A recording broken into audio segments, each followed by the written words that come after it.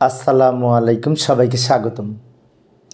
প্রিয় শিক্ষার্থী বন্ধুরা, আজকে আমি এইচএসসি আইসিটি সংখ্যা পদ্ধতির যে যোগের মাধ্যমে কীভাবে বিয়োগ করা যায় বা পার্থক্য নির্ণয় করা যায়, বিশেষ করে যেমন এইখানে একটি হেক্সাডেসিমাল সংখ্যা আছে আর এটি একটি বাইনারি সংখ্যা।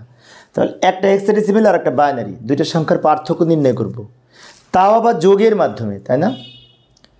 তো এই অঙ্কটি সঠিকভাবে সমাধান করার চেষ্টায় আছে আমি মোহাম্মদ সিরাজুল ইসলাম, বরিশাল সরকারি model school and college Barishal. চলো শুরু করা যাক।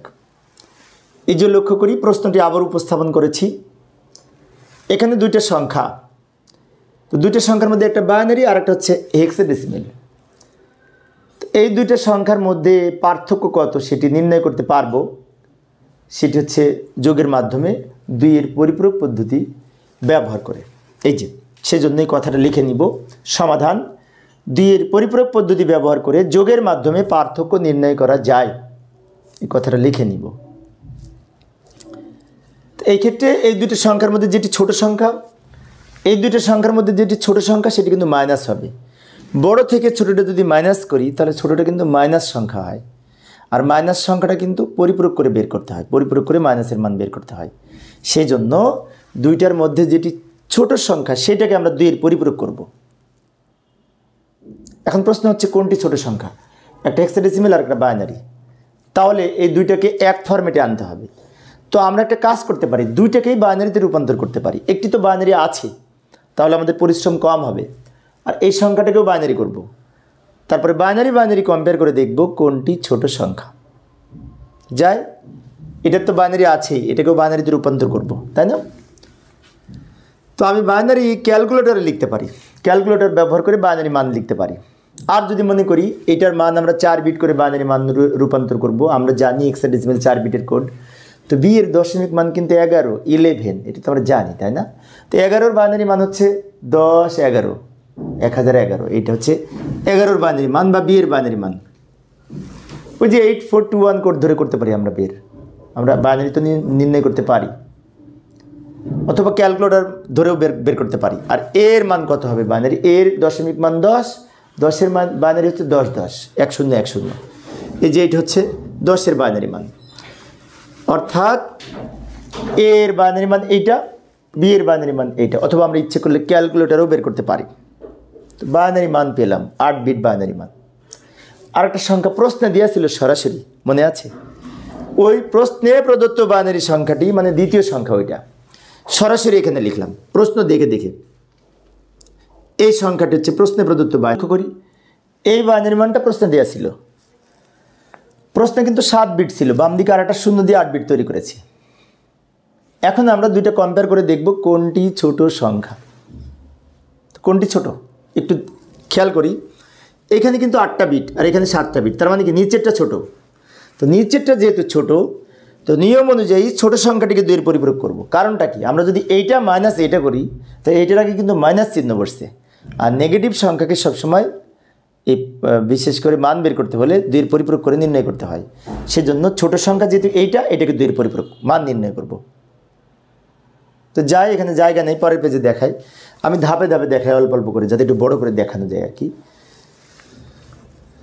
তো এই যে এইটাকে আমরা 8 বিটে সাজিয়ে লিখব, প্রশ্নে যেটি দেওয়া ছিল, কারণ এটি ছোট সংখ্যা, ছোট সংখ্যাটাকে পরিপূরক করতে হয়। এই 7 বিটের বাম পাশে একটা শূন্য দিয়ে 8 বিট তৈরি করে নিলাম। এটাকে বলা হয় 8 বিট প্রকৃত মান বা 8 বিট রেজিস্টারে সাজিয়ে লেখা। এবং এই 8 বিট রেজিস্টারের বাম দিকের যে বিট, এটাকে চিহ্ন বিট বলে। চিহ্ন বিট শূন্য হলে সংখ্যাটি প্লাস সংখ্যা হয়, এই সংখ্যাটি কোনো পজিটিভ সংখ্যার বাইনারি মান। এখন এটাকে নেগেটিভে রূপান্তর করতে হলে দুইয়ের পরিপূরক করতে হবে। এখন তোমাদের আবার মনে হতে পারে কেন নেগেটিভ করব, কারণ ওই যে আমরা যদি বড় সংখ্যা থেকে ছোটোটা মাইনাস করি, তো ছোটোটার আগে মাইনাস চিহ্ন বসছে না, সেই জন্য দুইয়ের পরিপূরক করতে হবে ছোটো সংখ্যাটিকে। তো দুইয়ের পরিপূরক করতে হলে এই 8 বিট রেজিস্টারকে আমরা একের পরিপূরক করব, উল্টিয়ে লিখে। নিশ্চয়ই পারো, আমার ক্লাস যারা নিয়মিত দেখো তারা অনেকেই পারো। এই একের পরিবর্তে সব শূন্য লিখবো, আর শূন্যর পরিবর্তে 1 লিখবো, একের পরিবর্তে সব শূন্য লিখবো, শূন্যর পরিবর্তে 1 লিখবো। অর্থাৎ উপরে শূন্য থাকলে নিচে 1 হবে, আর একের পরিবর্তে শূন্য হবে। এইভাবে সাজিয়ে লিখে যেটি পেয়েছি, এটাকে বলা হয় একের পরিপূরক মান। এবার এর সাথে 1 প্লাস করব, এখানে যেটি পাবো সেটা হচ্ছে 2-এর পরিপূরক মান। এই লাইনের সাথে কিন্তু 1 যোগ করব, বিষয়টি খেয়াল রাখবো। এই লাইনের সাথে 1 যদি যোগ করি শূন্য আর এক যোগ করলে এক, হাতে কিছু নাই, এই শূন্য নিচে নেমে যাবে, এই শূন্য নেমে যাবে, এই এক নেমে যাবে, শূন্যগুলো সব নেমে যাবে আর এই এক নামবে। এইটা হচ্ছে 2 এর পরিপূরক মান। এবং 2 এর পরিপূরক করার পরে আমরা কিন্তু এই যে সাইন বিট 1 হয়েছে, সাইন বিট 1 মানে কি, এটা কোনো সংখ্যার মাইনাসের বাইনারি মান। তো যাই হোক, এই যে বাইনারি মান পেলাম 2 এর পরিপূরক করে, এখন 1000 1001 এই বাইনারি মানের সাথে ওই যে আর একটা সংখ্যা ছিল না এ বি, ওই এ বি এর যে বাইনারি মান পেয়েছিলাম সেই সংখ্যার সাথে এই সংখ্যাটা যোগ করব। তো যাই, এই যে প্রথমে এ বি এর বাইনারি মান লিখবো, ওই যে ওখানে লিখেছিলাম এ বি এর বাইনারি মান, সেটাই এখানে নিয়ে আসবো। ওখান থেকে নিয়ে আসলাম, একটু দ্রুত লিখলাম সময় সেভ করার জন্য। আবার ছোট সংখ্যাটিকে 2 এর পরিপূরক করেছি, সেখানে কত পেয়েছি, সম্ভবত 1000 আর 1001 পেয়েছিলাম, ওই যে কিছুক্ষণ আগে পরিপূরক করে পেয়েছি, ওটাই এখানে লিখবো 1000। এই যে একটু দ্রুত লিখলাম সময় সেভ করার জন্য, কারণ ওখান থেকে দেখে দেখে লিখলাম। এটা হচ্ছে 1000 আর 1001, এটা প্রশ্নে কিছুক্ষণ আগে বের করেছি আমরা, ওটা এখানে লিখলাম। অর্থাৎ বড় সংখ্যাটির বাইনারি মানটা উপরে লিখবো, ওটাকে পরিপূরক করব না, আর ছোট সংখ্যাটি পরিপূরক করে যেটা পেয়েছি ওটা এখানে লিখবো সাজিয়ে। এবার দুটো যোগ করব, লম্বা দাগ দিব, যোগ করব।